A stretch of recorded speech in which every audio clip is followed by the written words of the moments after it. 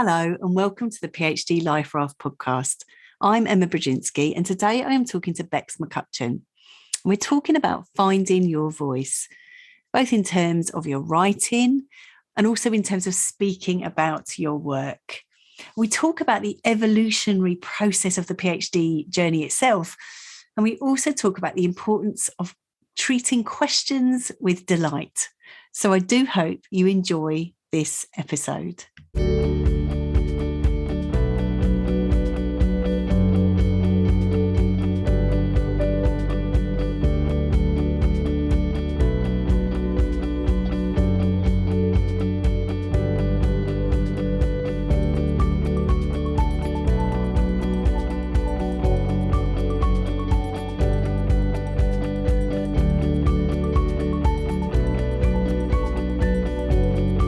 Hello, Becs. Hi. Hello, Emma. So we know each other. We have to confess that right at the beginning. And we have we've worked together. We were just about to start co-supervising somebody. And I love the work. I love the way that you are. I love you as a person. I'm so pleased that you said yes to come and talk to people, because I know they're going to get a lot out of it. So thank you for coming. Oh my gosh, no, thank you. It's really been really lovely just to think about that journey again for myself. So yeah, and anything I can do to help other people on it, because it's a big old ride, isn't it? A PhD. See, that's what I love about you. Anything I can do to help other people, that is you in a nutshell. I love it. Thank you. So we are going to talk about finding your voice in a minute. But first of all, I always ask people about their own journey. So can you tell us a little bit about your journey into the PhD, through the PhD, out the other side? Yes, yeah. So I think of myself as a really unlikely PhD candidate, if I'm really honest. And I know imposter syndrome is something a lot of people are thinking about a lot at the moment. But for me, if you'd gone back sort of 15 years to when I finished my MA, I probably would be quite unlikely to go on a PhD journey. And I think that's because I felt very vocational about what I was doing. I was working as a theatre director. That to me, I felt like the academy was quite distant from the industry. And for me, it was all about the industry and making art within the industry. And then the point at which I started thinking about a PhD was the work that I was making a lot of site-specific work, and I was really interested in lost plays. And in particular, I did two versions of a play by Christopher Marlowe called Dido, Queen of Carthage. And this is a really interesting play. It's a play that when I started working on it with my company, Angels in the Architecture, it literally hadn't been staged. So it was this kind of orphan play by Christopher Marlowe, of course, brilliant author, playwright, but it had never been performed. I did two versions of it with my company. One of them was in a women's refuge in Soho, so this really very particular, really interesting, very international space in a very particular area of London, lots of vibrant city life that kind of informed a lot of what we were doing. And then the other version we went on to do in Kensington Palace, which is, it's the other end of London. It's very affluent. It's got all of these kind of these histories around monarchy and women, and it's a very, very different atmosphere and sense of place and rules of place that you get there. And what was fascinating to me was that the difference in those two spaces created such a profound set of changes in my relationship to the text, in the way in which the text interacted with its audience. I mean, it went through every single decision that we made in design and performance.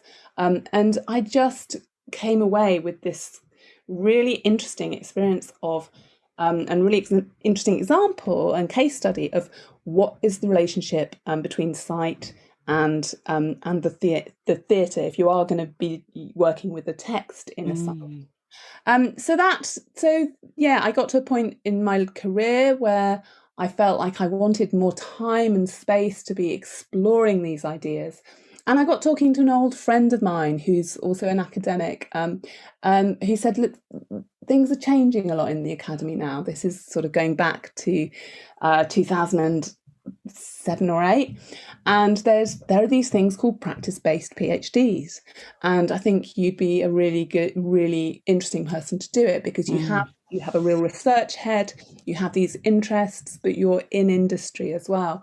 And that, to me, suddenly a lot of things fit together, and it felt like, you know what, if there is this coming together of the academy and scholarship and industry that's happening, and if our ways of thinking and writing and working and theorizing our work are changing, then I think that's a really interesting space to be in. So yeah, that's when I started my journey. And then do you want a little overview of the PhD? Yeah, how was it for you? Yeah, so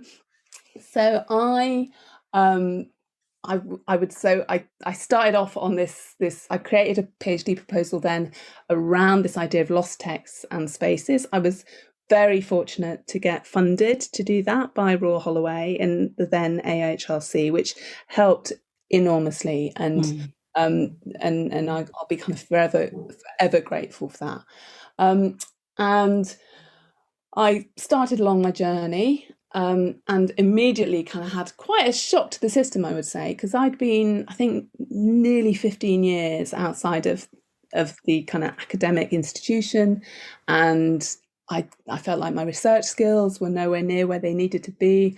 I would say I probably felt quite lost at the start, and there was lots of resources and networks that Royal Holloway were kind of linking me into, ways of working, seminars, and also my supervisor Libby was really wonderful at giving a lot of reassurance around that, that whole kind of transition from industry into the PhD. But it is difficult and it's challenging, and I think it's really important. If I could go back and say anything to myself then, it would be to probably be a bit kinder to myself. I think I found I was very anxious and I pushed myself very, very hard.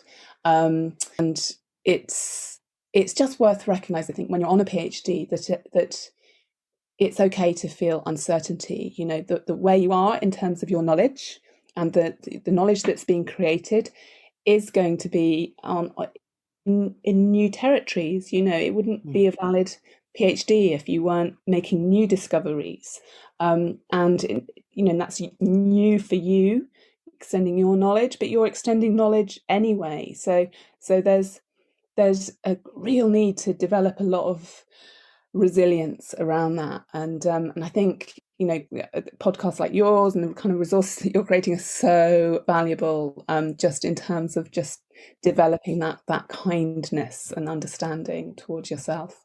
I then also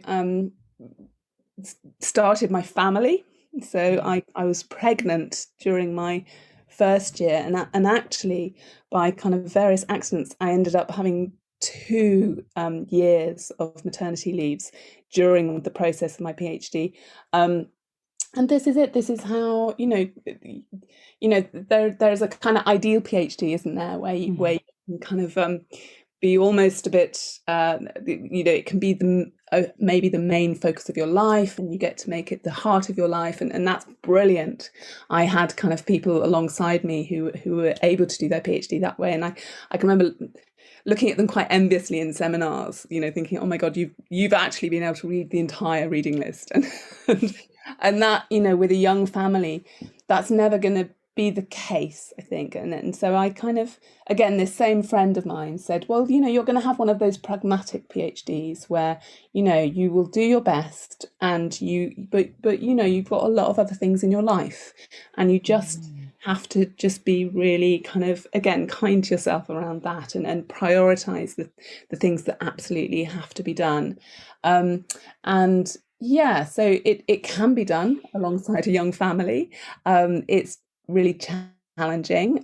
It's, it'll stretch you in lots of different ways. I think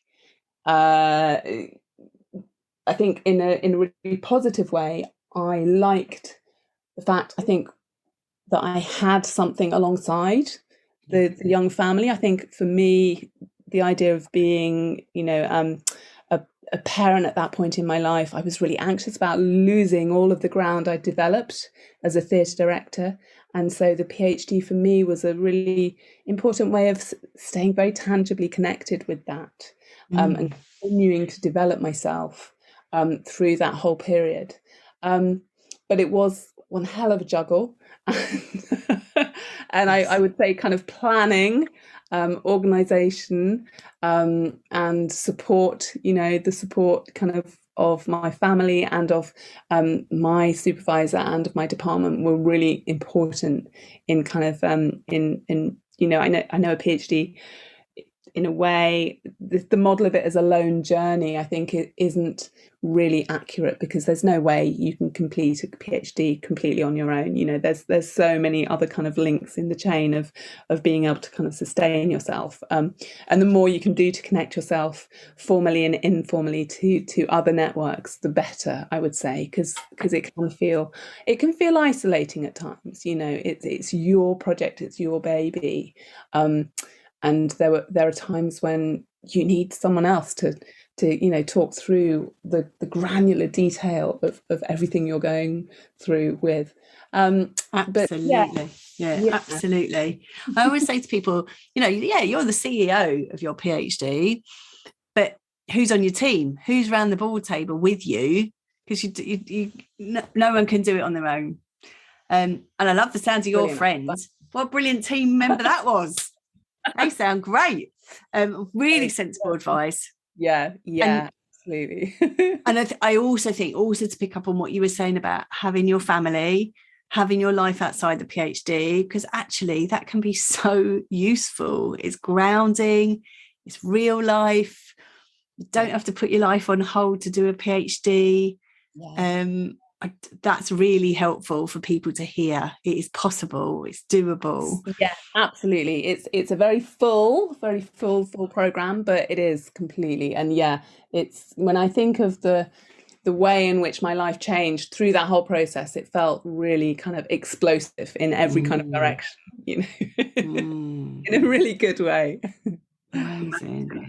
And I know part of your journey, because we were talking about what to focus on today, and this sense of finding your voice within that PhD journey, and in two ways, sort of finding your voice in terms of speaking publicly about your work, and finding your voice in terms of finding that academic way of phrasing, finding your academic voice.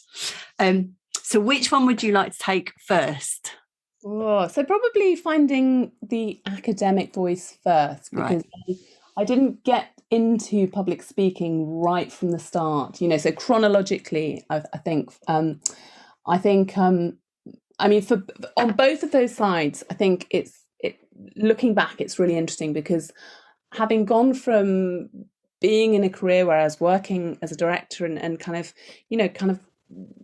I felt kind of very kind of clear in my identity within that. Moving into a PhD, it's a transition. It's an identity transition, and you're needing to kind of rediscover yourself, I think, in all kinds of ways. And I remember very early on going to loads of ways of working seminars. There's fantastic seminars where you're working with people from all kinds of different disciplines, and really opening up your thinking to really diverse kind of range of research methods. I can remember the feeling of almost like my brain is a muscle. I could feel I'd be on the train going home feeling like my synapses were rearranging themselves. Right. Like something is happening there. And so I think for me, owning my own sense of myself as an academic writer took me probably the best part of the first year. Right. So I can remember writing quite a lot for Libby around, I was doing a lot of really fantastic reading. I was really enjoying, all of the work that I was looking at and seeing.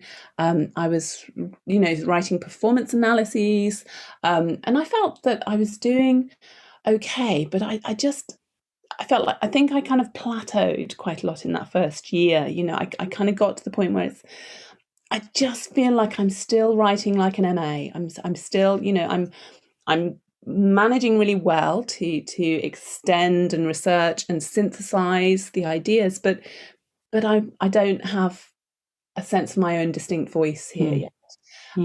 And I found that quite paradoxical, because as a director, I definitely had a very distinct kind of way of working, and I'd be able to show you something of mine and tell you what about that is specific to me. But I just hadn't made that step up in terms of my writing into something that was not just a synthesis of ideas, but me kind of playing with and exploring, and both those ideas, but also in terms of the manner in which I was writing about them.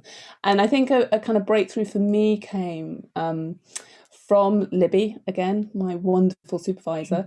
And she advised me when, I was kind of having this kind of, how do I found myself getting into this really formal way of writing. It was very stuffy and a bit pompous. I kind of annoyed myself when I well, I don't want to read this. And she said, well, look at something you love. Find a writer whose work you love, and just explore what it would be like to write as if you were them. And I really, and I thought, well, I can't just copy someone else.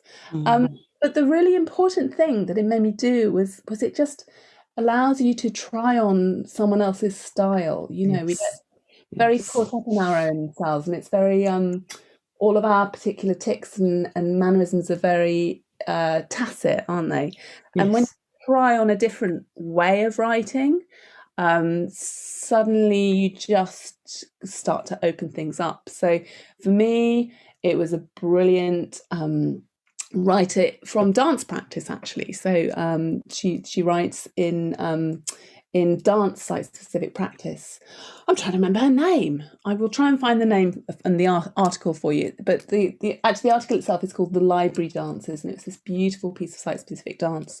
But the way in which she wrote about her process, for me, that I found revelatory, was that it was really personal. So doing that fantastic thing that I think the best practice writing does, which is to take those really personal insights, not in a simply descriptive way, I did this, I did that, but taking those the kind of the most kind of intimate insights from your practice. What is shifting here, what is changing here, why is this important, and contextualizing that really rigorously within your research, within those other practitioners that you're thinking about, those other ideas that you're thinking about, but holding on to this really core thread of your work and your practice. So really, actually, in terms of written style, it was about stripping away for me. It was about trusting that my voice and my experience had something to contribute. I didn't need lots of fancy words. I didn't need to be super pompous. I just needed to write well and clearly about what insights I was getting out of the practice that I was making. So that felt really important, that finding your voice, it's maybe exposing rather than finding a mask. It's about trusting to be really present quite authentically. Such a beautiful way in which you describe that, and I am sure that lots of people will be able to relate to that, and this journey through which, because you're in a very different place than somebody sets you up an essay question and you respond to it. Of course, you're setting up your own questions, you're responding to your own thinking, and you're finding your own way of expressing that. And I just love this idea of trying things on. And that metaphor is really gorgeous. Thank you so much for that. Oh, it's such a good exercise. I recommend it to anyone. Yes. Yeah. So then the other bit we were talking about in terms of finding your voice was speaking about your work publicly, which I know is a really anxiety provoking for a lot of people. Yes. So can you tell us a bit about your experience and also your thoughts as a theatre director, in terms of people finding that position from which to speak? Yeah, it's so, and again, it's kind of paradoxical, but then maybe not so much. That I did used to perform back in the day, but it was never my favorite thing. So I'm not someone who really comfortably takes center stage. I think, again, maybe because there's this sense of when you're on the PhD journey, you're trying, you don't always, you're not always speaking from the position of the end of your journey. You're on your journey, and you might be speaking in public, sharing something that's, it's not at its conclusion, it's at a certain stage. And so how do you speak with authority on that, but still kind of tolerate the sense that there's some uncertainty within which, within whatever it is you're trying to present. And I think for me, I think it's unquestionably a really good idea to just challenge yourself to do really as much public speaking as you get the opportunity to, so there can be lots of lovely kind of not too pressured, in our department we have kind of research afternoons where you just share your ideas with one another. There are kind of postgraduate platforms like the one at TAPRA within theatre, but where there's opportunities to kind of present, not in in the full glare of a conference, but I think, particularly if you're aware that you find it quite anxiety inducing, it's probably really worth trying to do some, because it's never going to you're never going to reach a perfect point at which all of your ideas are kind of beautifully sitting in a row, and here is my perfect, my perfect presentation. I think it's always a work in progress, and I think the more you're able to share your thinking and share your ideas and gain feedback from other people, gain different perspectives, the richer your work will be, and the more robust as well. So I think this idea then of having that kind of low level entry point, that you come in and you're able to hear yourself speak in a room, because that's a big thing. And one of the first times I did this as a postgraduate conference, and one of the other people was a panel, and one of the other people on the panel, it was so anxious about it all, he left the room and he didn't come back in. And so on that day I was like, at least I've still stayed in the room. Anything I do from here is a bonus. And I think it is literally that first time you do it, it probably is just about staying in the room, saying some things, and then sitting down again and kind of going, I did it. And as you say, then actually what you will find is getting that feedback, that gorgeous feedback from people, and then it can become a pleasure. But it's dipping your toe in the water. I love that. And again, this is characteristic of you in terms of that gentleness and gracefulness. I love it. So now I'm not going to be gentle or gracious, and I'm just going to say, do you have a top tip for us out of all of this in terms of finding your voice? Do you have a top tip? Yeah, so another lovely colleague who I was talking with about exactly this issue, of kind of feeling like an imposter, and feeling like the stakes are so high, and how can I diffuse this for myself? How can I just really get myself to a place where I can welcome the feedback, the support, and this is Dan Rebellato, who's such a fantastic colleague in the department. Gorgeous. And he said